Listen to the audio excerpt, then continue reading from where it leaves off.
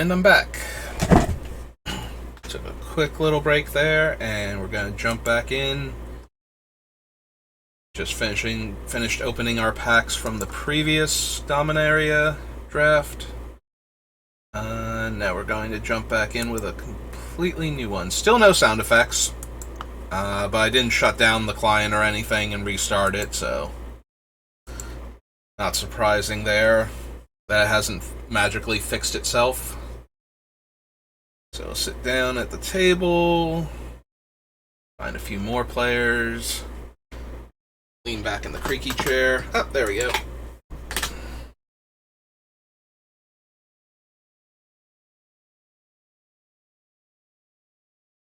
Our rare is Urborg Lurgoyf. Mill 3 cards for each time it was kicked. Power is equal to the number of creature cards in your graveyard, and toughness is 1 plus that number.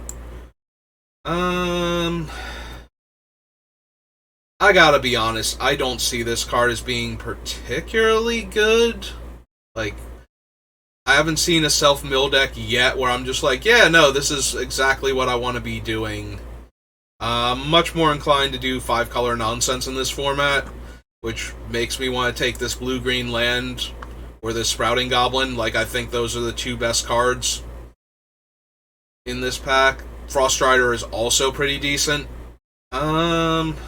Maybe it is supposed to be the Goblin. I just drafted the Goblin last draft, but I'm perfectly okay with taking him again for color fixing and whatnot. Yeah, I think we're going to do that. So let's grab a Sprouting Goblin. Choking Miasma. Good for getting rid of the small creature decks.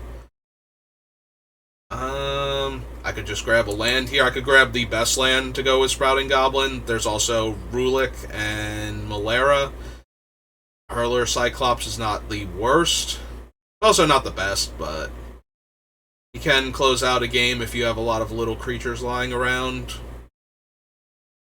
Yeah, I think I'm inclined to take the dual land here. I just love playing 5-color in this format, so anytime I can do that, I'm probably going to be a happy camper. This one has Red Kicker.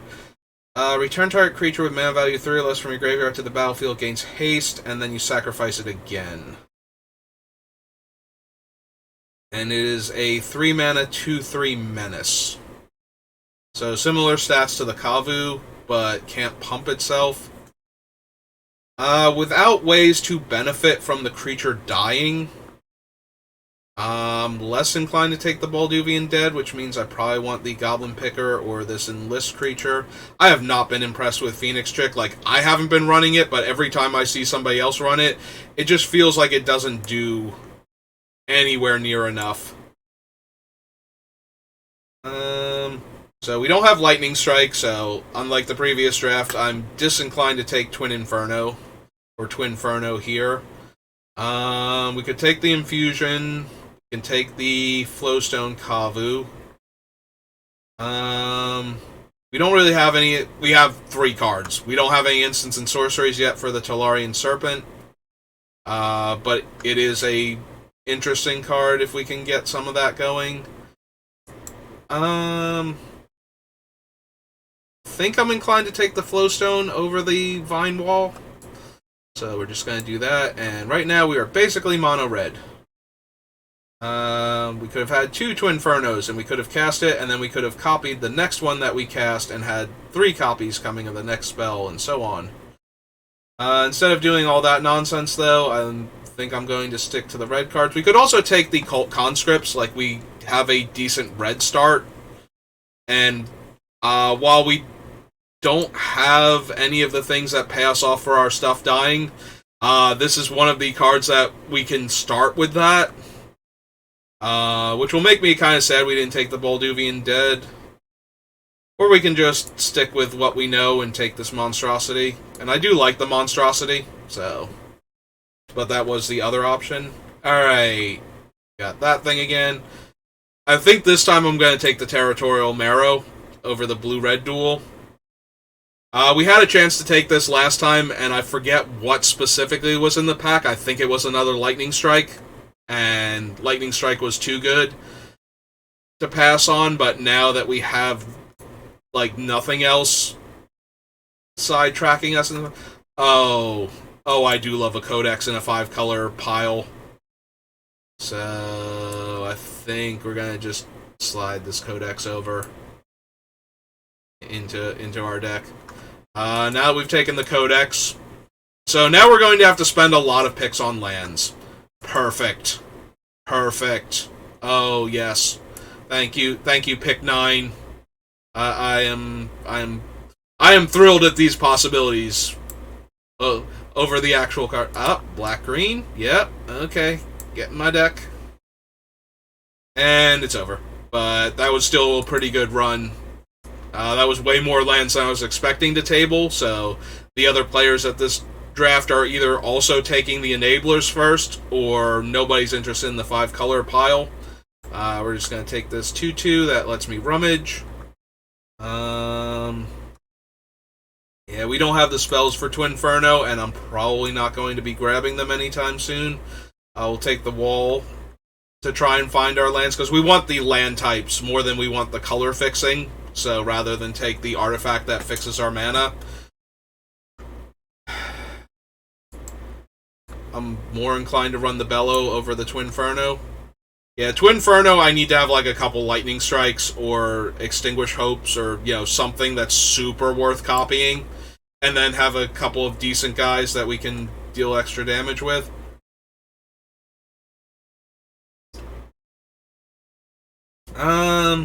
Yeah, I'm not seriously considering taking her for the deck, but I am considering taking her because there's nothing great for the deck. Like, we can grab another Mary's Outrider, we can also grab another dual land for 2 of our off colors, because right now we're basically red-green. But we do need to be able to grab these lands so that way we have fixing, so we are on all 5 colors and can do our cool thing. That being said, I kind of want to take the Outrider again, so we have win cons. Because we weren't losing a bunch of the lands before, like nobody seemed to be taking them super high, but that could just be they were also taking the payoffs, taking the payoffs with the idea that they would get all 5 colors later on. He's just a big dumb creature, which is not terrible when we have a bunch of 4/4s for 5 having it, but then again he's another 5-drop. I think we're just going to take the Scout the Wilderness over the Deathbloom Gardener or the Joint Expedition, which would also be fine in this deck. We can take some lands, we can take a decent aggro creature that can deal a bunch of damage to set this thing up. It's kind of hard to pass on a really efficient body, especially when we have a bunch of decent top end already. I'm really banking on those lands coming back around. Don't really care for her. Take the Guy's Might as a decent combat trick. We only have 1 Trampler though. We would want another we have 2 Tramplers actually. 3? 3 Tramplers. Okay, now that I've heard 3 Tramplers, and we're not going to check and see if I hear 4 or not, Guy's Might goes way up in value in a 5-color pile deck.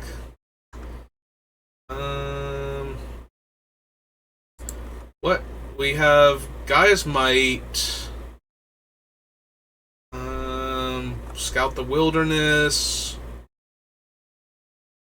Those are our only instants and sorceries. We do have a chance to pick up more, though. Alright, I'm going to take her over another Scout the Wilderness and the Steelbreaker.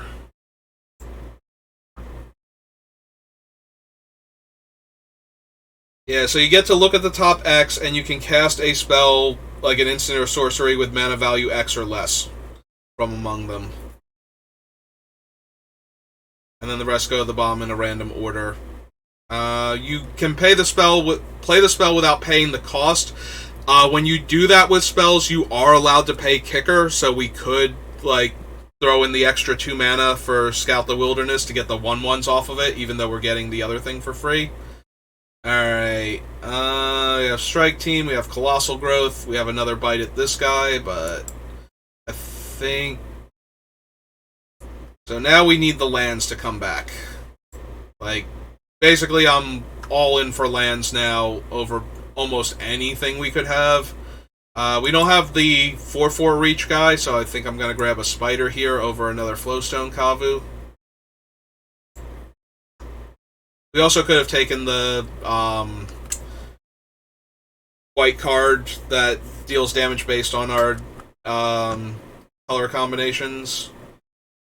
Gonna take the Root Walla since there are no lands here, and now we have to kind of hope the lands start coming back, and they're not, so next pack we are going to be all in on taking lands.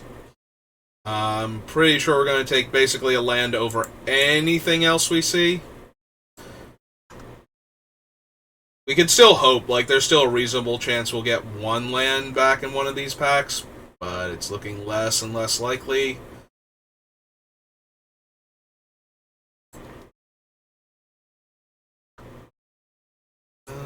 Yeah, I think we still... yeah, I think we want the Mana Fixer over the...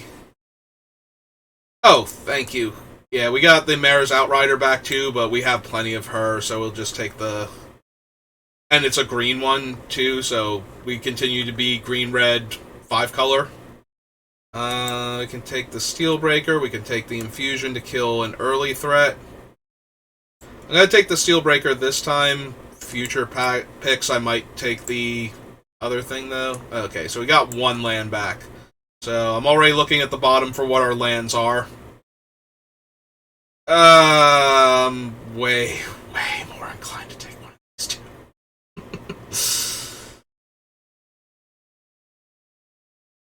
Both of them would be perfectly good in our deck. I don't think I can pass a Lightning Strike, though. We have a lot of ways to finish the game.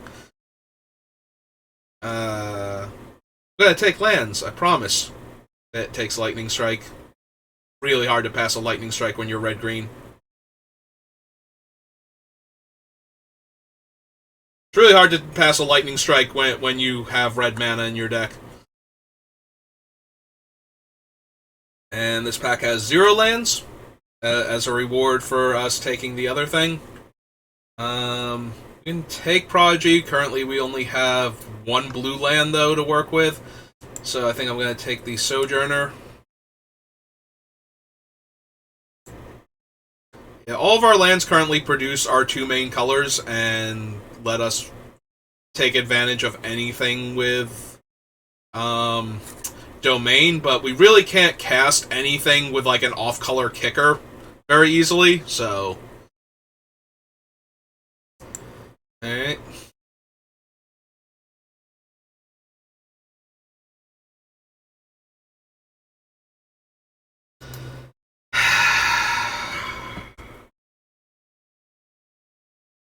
See, this is where, A, I need to be able to see my chat, and B, I need to have people in chat, so I could ask people to talk me out of trying to take this Lightning Strike, because I have so many payoffs for having all the colors of mana in play. Oh, but it's Lightning Strike. I should have taken some of those other lands in the previous pack. I'm not going to look at any of you now, I'm just going to take this dual land and be grateful. Taking this dual land and being grateful. I feel way better about taking those Lightning Strikes now that we've gotten, like, another dual land each of those picks. Yavimaya Coast is sad. Like, I really would rather have anything else. Alright, how many greens did we pick up? We have, or blues rather, we have 2 blues right now for this guy.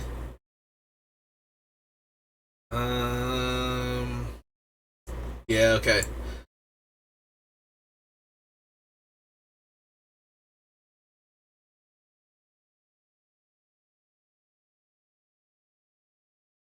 Think so, and I don't think so for that one either, so I'm inclined to take like one of these 3.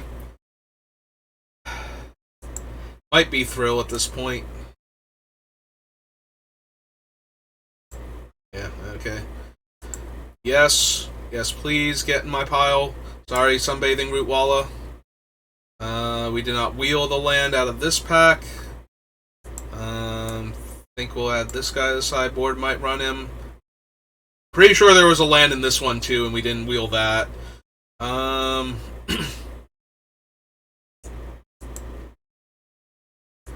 Yeah, I don't see us having a lot of threes. We have like Flame Sage and one Kavu, so I might be in the market for the Bog Badger.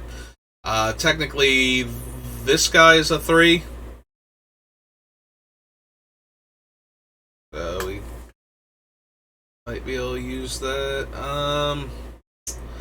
Don't really care for any of these. I don't think I need another picker, but we'll put it down there.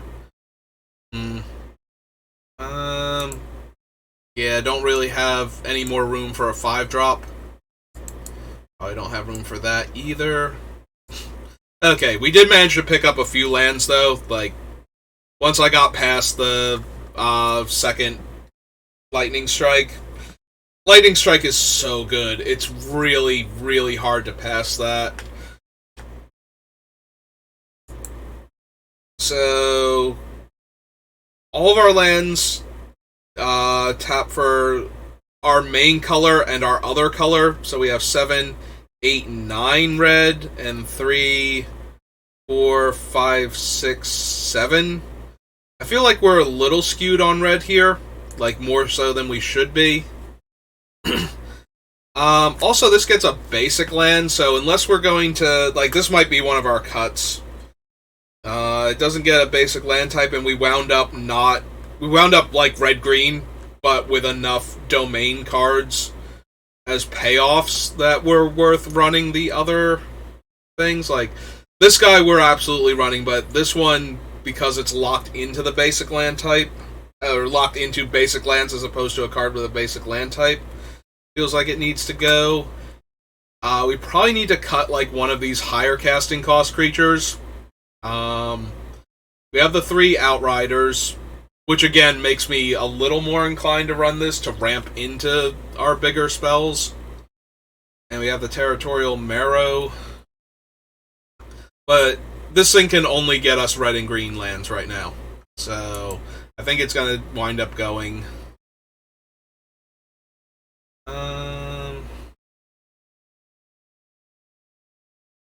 It might be another one of the cheap cards over here. 3, 4, 5, 6. Oh, wait, we do have 9 green. I think I skipped over, like, the Haunted Mire or something here. So 7, 8, 9. So we have 9 and 9, basically. We only have 3 forests that come into play on tap, though.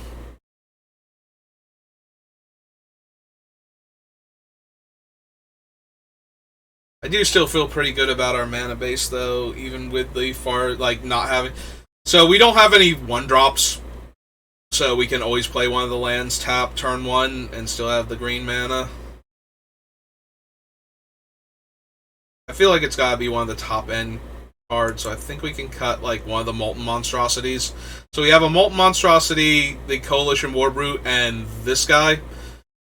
As trample creatures that can suddenly get +5/+5 in mid-combat. The other option is to take out this thing, since we only have 2 blue sources. And run one of our other, like, cheaper creatures. Like, maybe we run the Bog Badger as a 3-mana 3/3 instead of that thing. I do like this guy better if we're going to kick him. But then again, I kind of like this thing if we're going to kick it too, and that's not where we're at right now. Also, we don't have as many instants and sorceries. We have, like, 2 Lightning Strikes, the Gaia's Might, and right now we have a Thrill. I think that's it for instants and sorcery. That is it for instants and sorceries.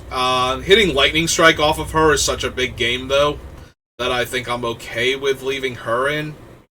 Also, the Gaia's Might is fine. And we would have to discard if we cast the Thrill off of her, but... like, we don't have a whole lot left over after that. We have Bellow.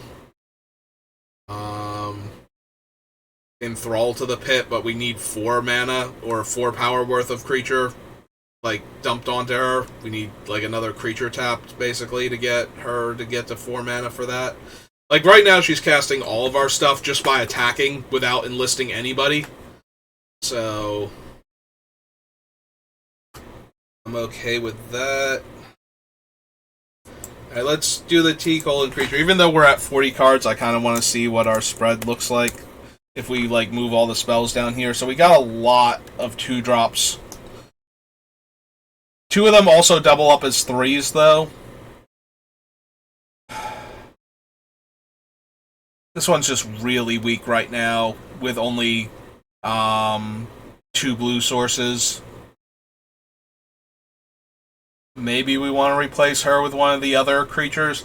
Also, she's a 4-drop, or he's a 4-drop, I'm not even sure. With the blue kicker, it does get us a card. It's like a 2/2 that gets us a card, and it's the best one out of the top 3.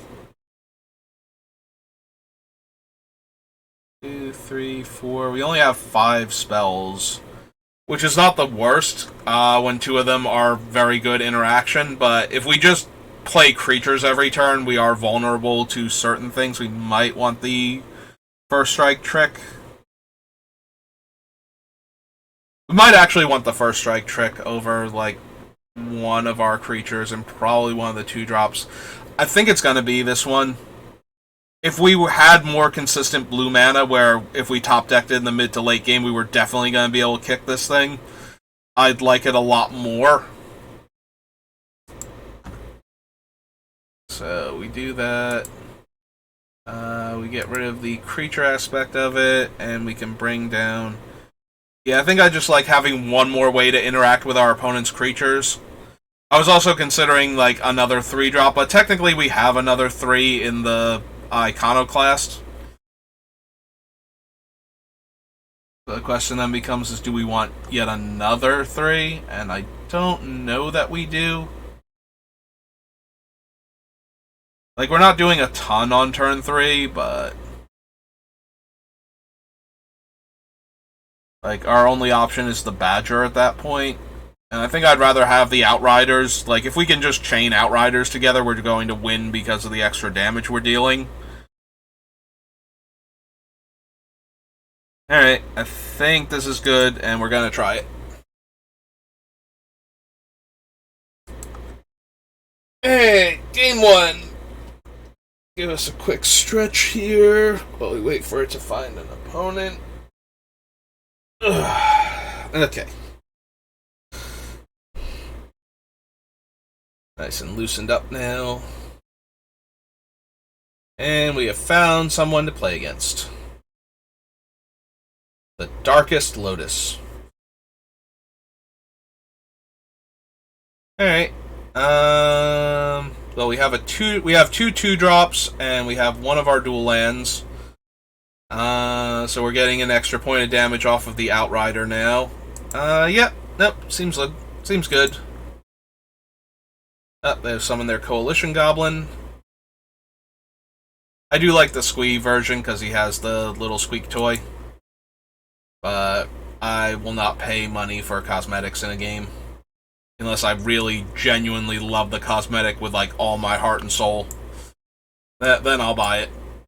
But as a general rule, games don't get microtransactions from me for cosmetics. They get it from me for in-game content that I want.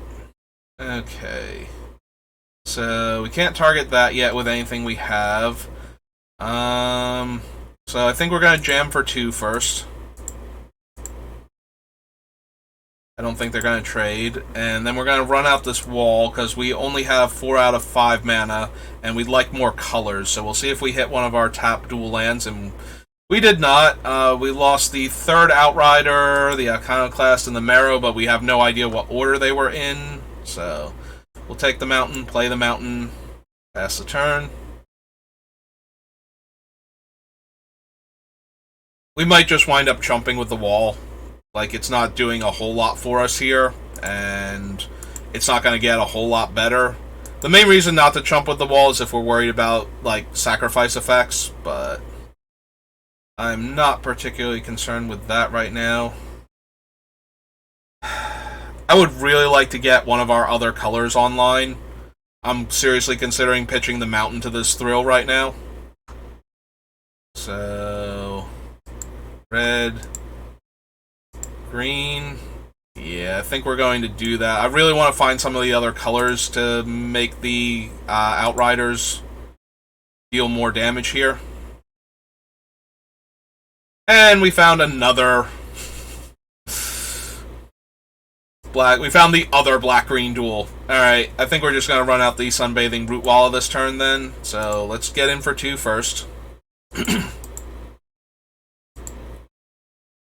The only upside to this is now we're closer to another dual land that makes one of the 3 colors we're missing. Or one of the 2 colors we're missing. We're missing blue and white right now.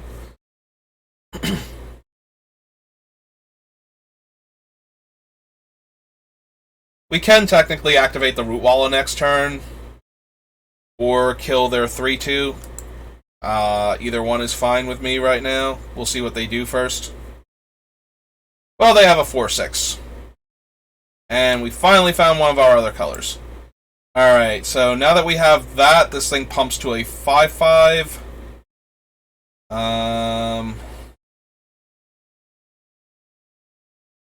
So I think we're just going to pass the turn.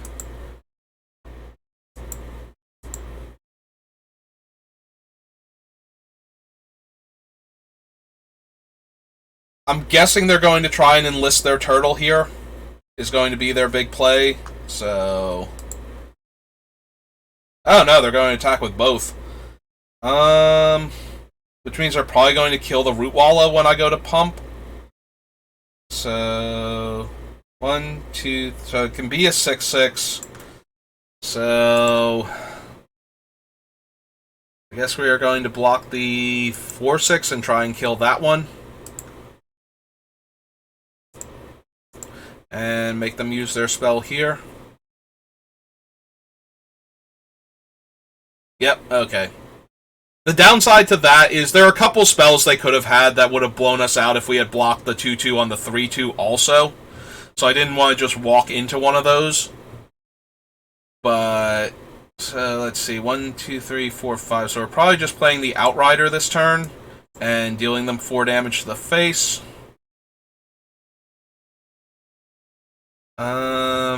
So if we attack for 2, that puts them to 14. Next turn we deal them 4. It does give them the chance to attack us for half our life total, though, so I think we need to hold back. We're in real danger of losing this game if they just keep jamming with their things, so... they didn't kick it, even though they had enough mana to, so they didn't want us to discard a card here. It would have been the Mountain, but they didn't know that, so...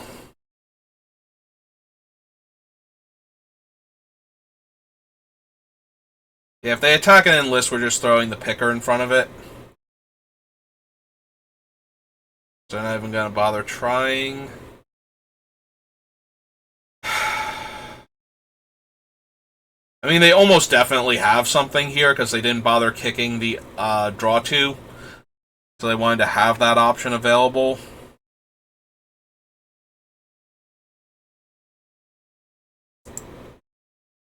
We can block and discard and draw.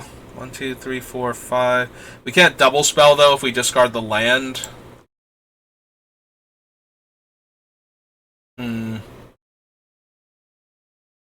let's see. They have access to every color except blue and 3 mana.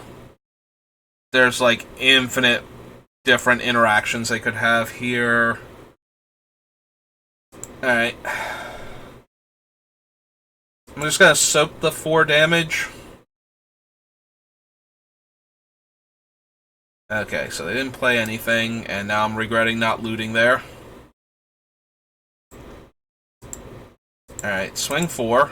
See if they want to use the trick defensively to not take damage. They did not. Alright, so we jam another one, deal them another 4. And now all of a sudden, their life total is not the best.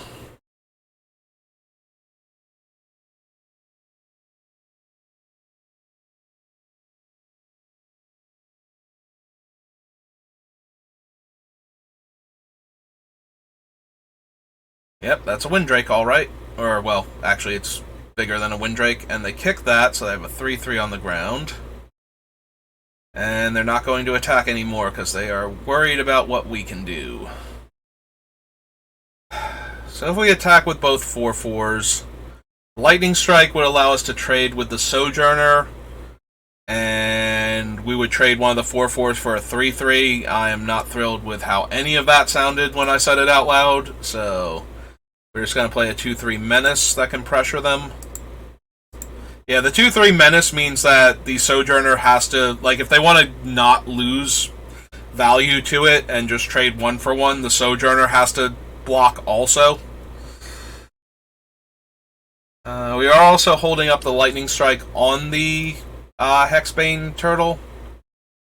Alright, they have another flyer.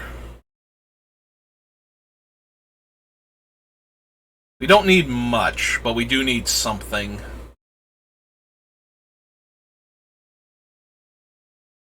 They're down to 1 card in hand. I assume they're going to attack us for 2 here. Oh, they're attacking... Yeah, that would be weird. Okay.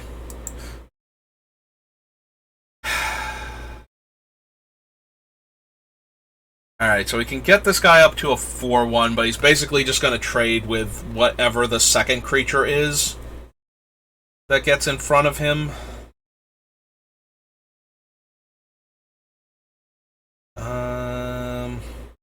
So is that good enough? Like, we're probably going to wind up trading for either this one or this one if they double block.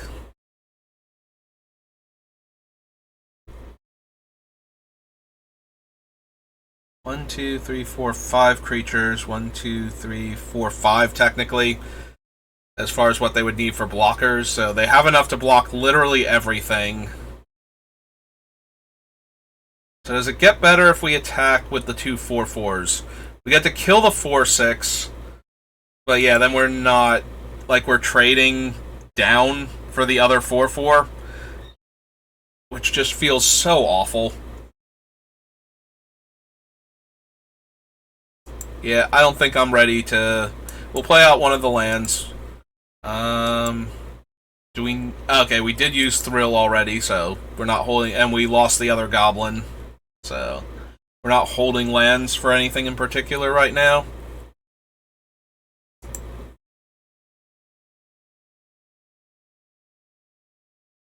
Huh.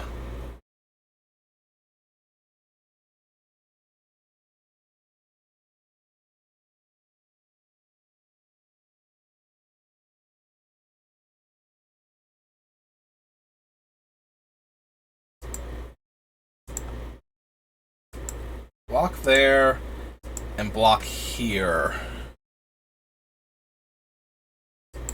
It's on them to act if they want to save their 3/3.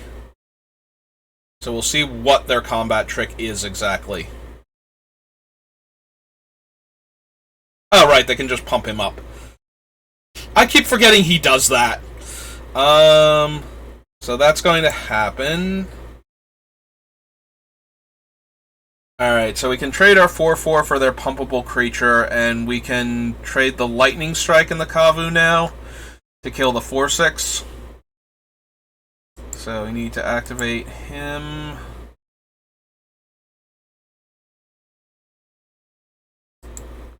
We'll activate him again, because we're going to go to damage first, so unless they kill him with a spell now.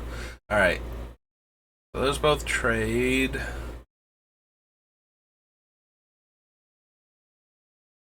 Ah, they have another Sojourner. That's unfortunate. Alright. We have to strike the other one down, though, so go ahead and do that. Okay, that lets us sacrifice all these extra lands that we have now to draw cards, so that's going to be a thing. So we don't have blue yet, so let's go ahead and get a blue. Play the blue land, and pass the turn.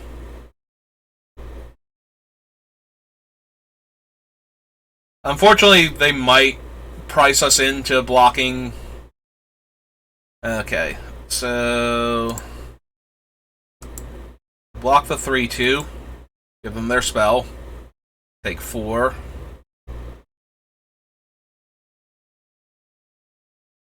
Milled a land. So, and they immediately deploy another 4/6. And a 4/5 with Enlist. That's hard to block. Okay. Well, we did draw a way to deal with one of their threats, but that's about it.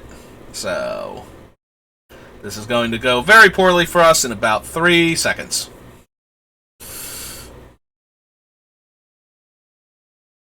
And that's just a... Oh, wait, is this the punch one? Entire creature you don't control. If you cast a spell during your main phase, creature gets a +1/+1 counter, then those creatures fight each other.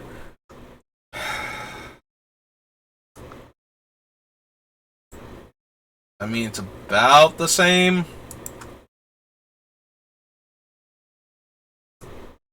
Alright, so scry that to the bottom. So now it's a trade.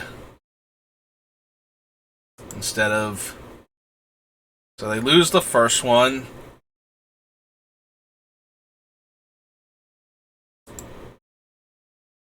I was gonna say, the downside is they can still attack with that guy and, like, enlist somebody or something. Alright, so... Yeah, we're gonna need to trade here, and I don't think we can afford to take 8 just yet, which is very unfortunate. Activate him. Draw a card, see what we get. Did not get a spell that was... Didn't get a spell, period, but did not get a spell that was relevant, and yeah, I think we're just gonna die now. Yeah, we drew another land. Okay. Unfortunate. We've kind of flooded out there at the end, and they kept drawing 4/6s.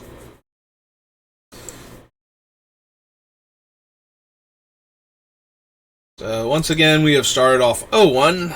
We'll have to see if we can do at least as well as we did last time. Preferably a bit better, but... I do like the deck. I think we're in a good spot. But, yeah, our opponent just kept playing 4/6s forever, and we drew a bunch of extra lands, so... That one, like, if we had drawn our Territorial Marrow and our 4/6 and whatnot, we were just, like, putting up roadblocks, because they didn't seem to have very much interaction either. We might have been able to win that game, but yeah, we basically just needed to draw completely different cards than what we wound up with. We go first. We have the Iconoclast on turn 2, which I think we're just going to jam. It's +1/+1 until end of turn in haste. But I do need more lands. We can always cast that thing next turn. It's 6 of one, half dozen of the other at this point, feels like. So we have double green and double red right now, so we'll just grab a land. Sprouting Goblin's probably the worst thing we lost there, so that one was way better for us overall than what we missed the previous game. So, we know about the mountain, so I guess let's jam the mountain, and let's kick this and attack them for 3 here. Are they gonna kill it? Yeah, okay. Yeah, if they have Essence scoured it, I would have felt bad about playing it and not the Vine Wall first, but... Alright, so we can't cast any of these yet anyway, so we're gonna slam that one as our land. Cast a 2/2, and they draw 1, lose 1, and then we're gonna start playing 4/4s. We're going to play 1 4/4. We might take a turn off to Codex and draw a card next turn. Since we'll have the 1 mana necessary to do that. Or we're just going to play another 4/4 because we're going to need a creature. Yeah, we'll take 2 this turn because we might need to block a 4/4 with it. Go play the land. Play another 4/4.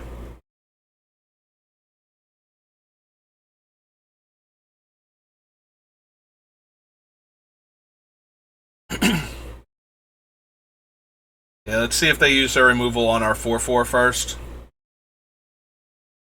They do use their... Perfect. So now we get to chump their 4/4 with our 0/2.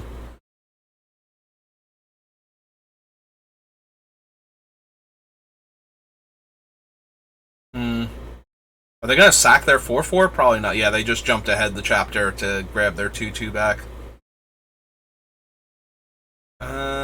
Target opponent may sacrifice a non-land, non-token permanent. If they don't, they lose 2 life and you draw a card. So I can basically throw the Vine Wall under that bus. So I think that's what we're going to do instead.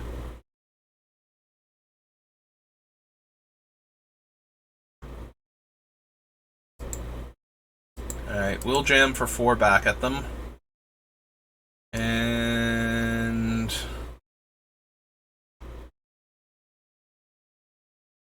oh, hang on. I was about to mess this up, and Auto Tapper was more than happy to help me out.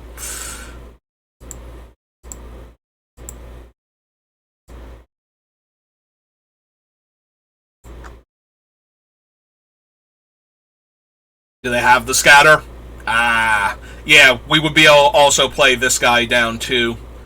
So yeah, we'll lose the Vine Wall so they don't draw an extra card here and take an extra 2 points of damage more than we would have taken. They are getting low on life. They might have to seriously consider not attacking me for a bunch of damage here. They're going to, but they probably had to at least think about it. Alright, so...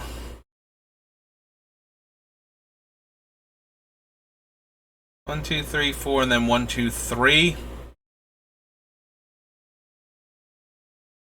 Yeah, okay, let's cast him out first, so that way we don't lose the reduced casting cost, because I'd rather have it down than the Coalition. And we get to eat 2 of their guys. And now we have a 5/5 in the way of their 4/4.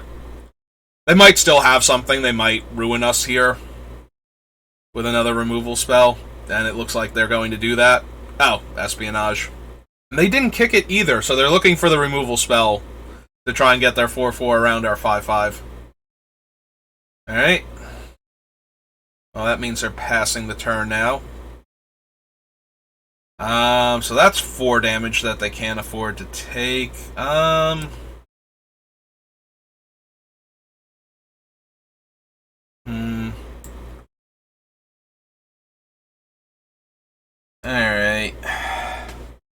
We're so close right now to just killing them. But we don't have a good attack this turn. I think I want to deploy the threat first over the card draw here. Because next turn, if we enlist that and attack for 8, they'll take 2, and then they'll die to the Outrider, depending on what they have here. Alright, so I cast Rona. So that will most likely allow them to block properly and live. They made us lose a life, and they drew 2 cards. That did tap them out. If they attack us for 3...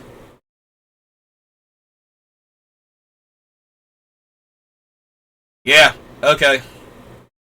So now they will guaranteed take 1, but we need them to take 2.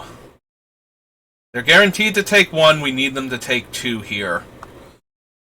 So what do? If we put all the power on them, then they have to double block, and they lose both their creatures.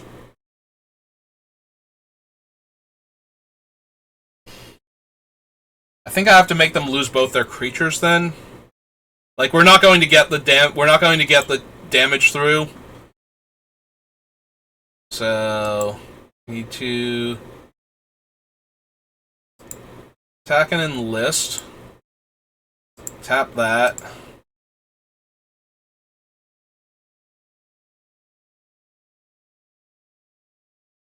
Oh!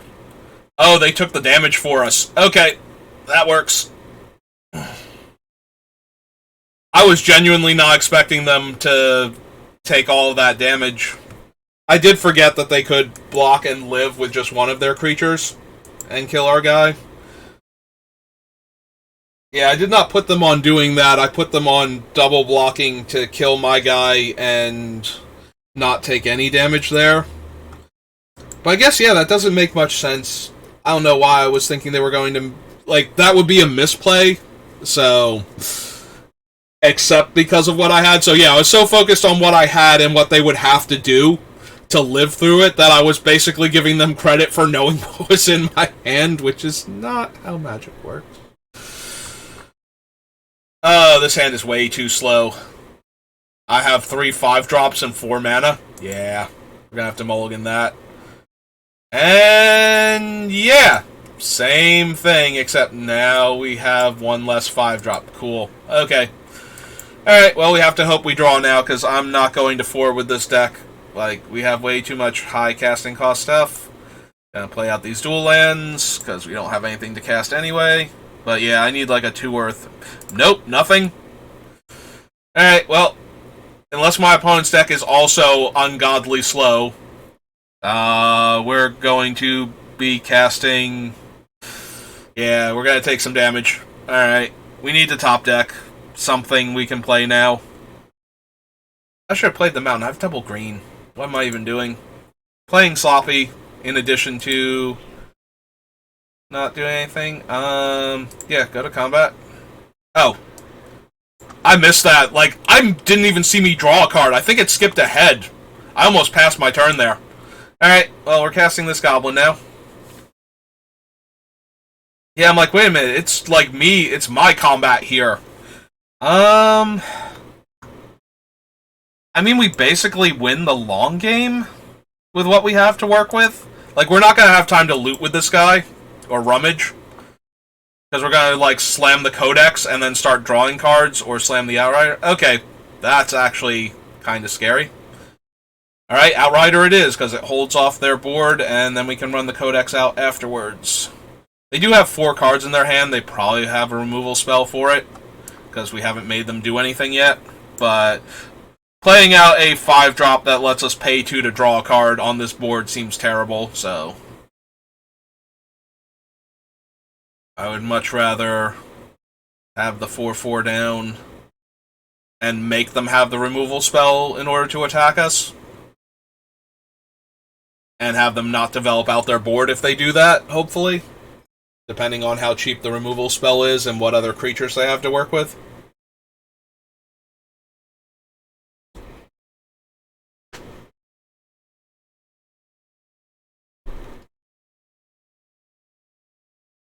Oh, they keep looking at all of the stuff that's in play. Ah, the Cruelty of Gix.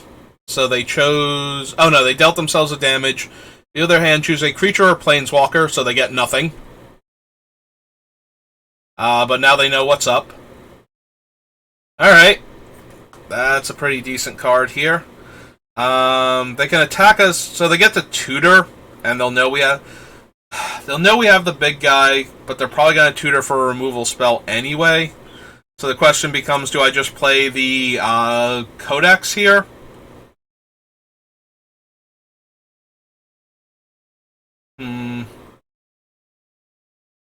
Alright, so we're playing out the land. Right now they can get back the 2/2, or their 3/2. So they're almost definitely tutoring up a removal spell, so I think I'm going to just put pressure on their life total right now. I can't beat my own Territorial Marrow, though, is the problem. So we're going to follow that up with the Codex and try and draw more cards. Yeah, they would still have a 6/6 off of their mana base right now with the blue, red, and a black source. So we'll let them tutor for a removal spell. I assume that they're going to get a, Oh! Well, goddamn.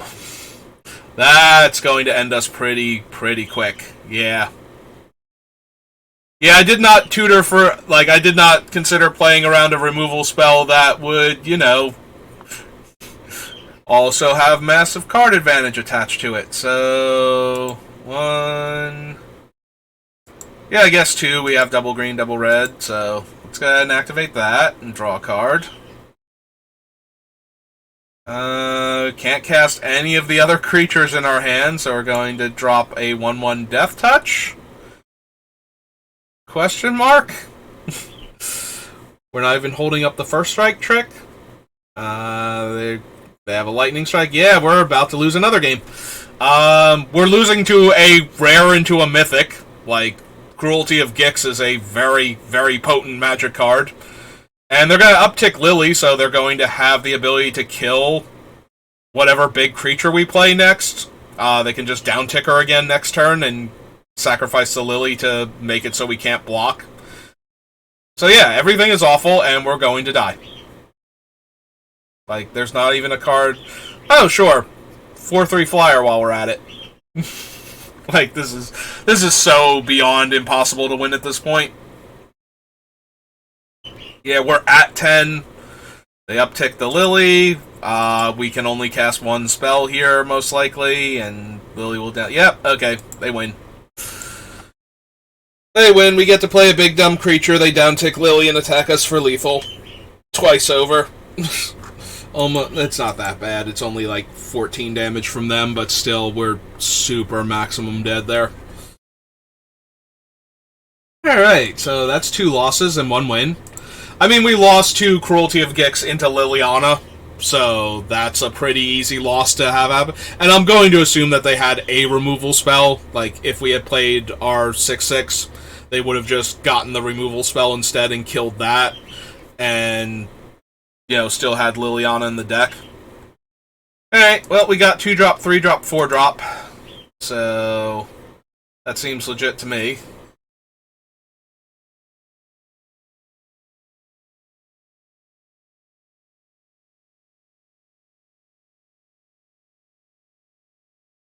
And we mulliganed that game, too. Like, that was the game where we mulliganed and then didn't do anything until turn 5. So, or, well, we cast the 2/2 on, like, turn 3 or 4, something like that. So, yeah.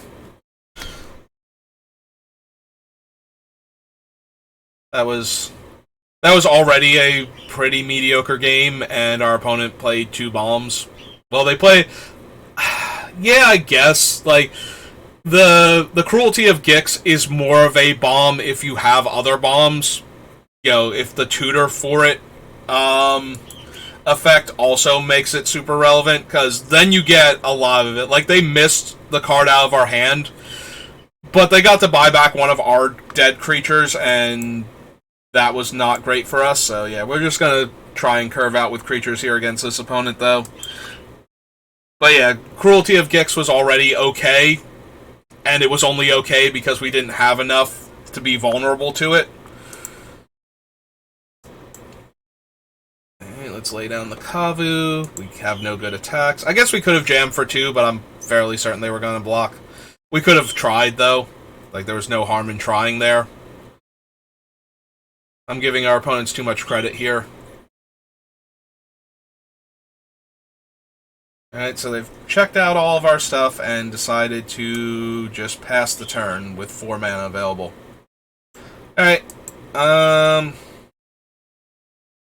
this time I will attack with both and see what they do about it. I'm going to assume that they'll block. Although, I didn't attack last turn, so they might have given me credit for top-decking something this turn. Okay. And we will, since the dual land doesn't add to our domain, I'm just going to play the land and... Yeah, okay, let's run out the Brute. If it gets countered, that just means that the Marrow has more to work with. Yep, they had an Essence Scatter. They just didn't want to waste it on the Kavu on the previous turn. So the Marrow has more opportunity to get into play now. Although they might have an answer for it.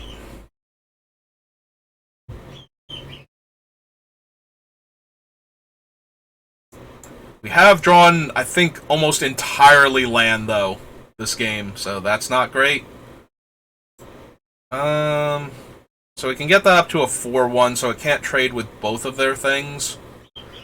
If we attack with both pre-combat, though,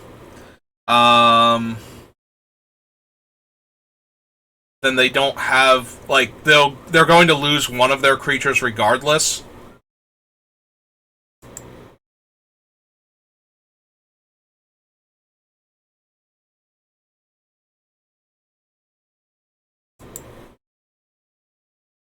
Like, they're either taking 2 here,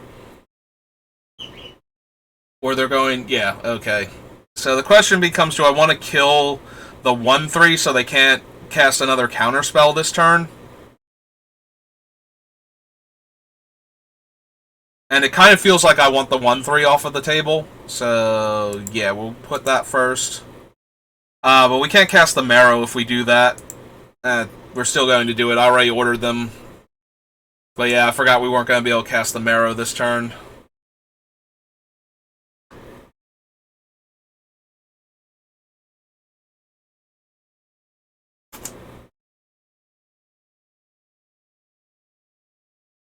Oh hey, it's our best friend, the Cruelty of Kicks! So now they discard our Marrow, which we didn't get to cast because we did the pump. Wow. Wow, that was awful. And now they're going... Like, theirs will only be a 4-4, but that's still pretty freaking bad for us. Alright. Let's play down that, then. We have the life total advantage. I'm just gonna smash.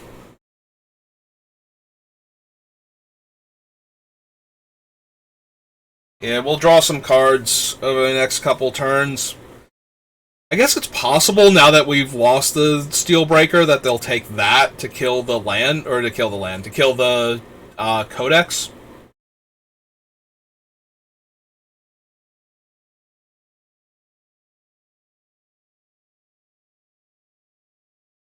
Now they're looking at the Codex.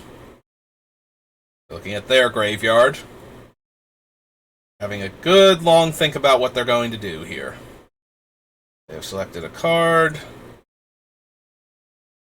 Okay, that's a pretty fast clock for us to have to deal with. So 1, 2.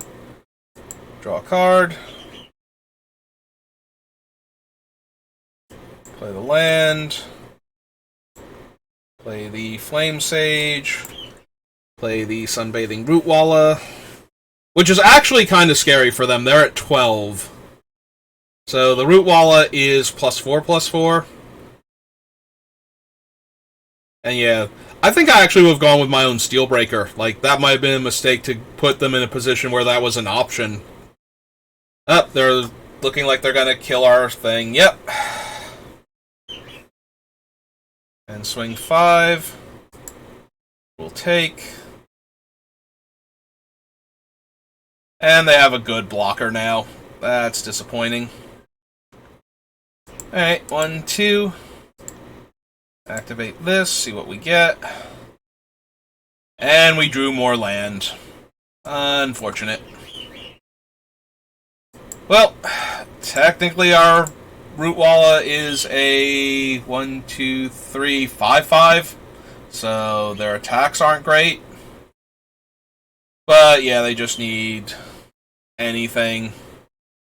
They're gonna make us discard the land from our hand unless they jump ahead. They did jump ahead. And they will buy back the Rager to draw a card and to put another threat on the board. Yeah, everything's not going great for us right now. And we take 10 this turn. Okay, sure. Sure, we take 10. Go to 5. They're going to only deal 9? Only 9? You sure? Because now your Serpent's not lethal by itself. So. Alright, 1, 2. Draw a card. Well, we're playing that out. And play out this guy again. And we have to play out the spider, because otherwise we're just pretty dead on board, it looks like. So if we go to 4, that kills us. Yeah, everything kills us. Everything is awful. Everything sucks. We're super dead. Why did I even bother playing Magic this time round?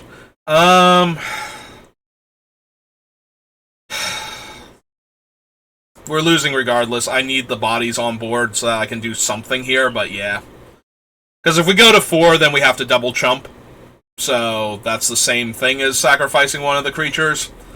Oh, hey, they have a big flyer now. And they didn't attack us. Alright, well, we drew probably one of the best cards in this situation, so we're going to use it and see what we get. Yes. 1, 2, 3, 4, 5, and 1, 2, 3, 4. We get to deal our opponent 4 with this. And it's a reach creature to hold off the Jin, potentially. Yeah, okay. I still feel like we're dead, but I feel a lot less like we're dead than I did, like, 10 seconds ago, so... now we're back to feeling super dead here. So we want to block this here, that there, and I guess soak 1 damage here, and go to 2, and see what they had. Okay. Burn spell of some sort that I'm forgetting. Rona. Rona's scary.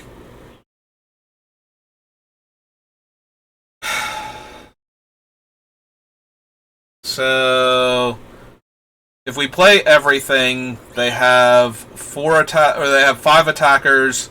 We have 3 blockers. 2 creatures are getting through. Any 2 creatures are lethal.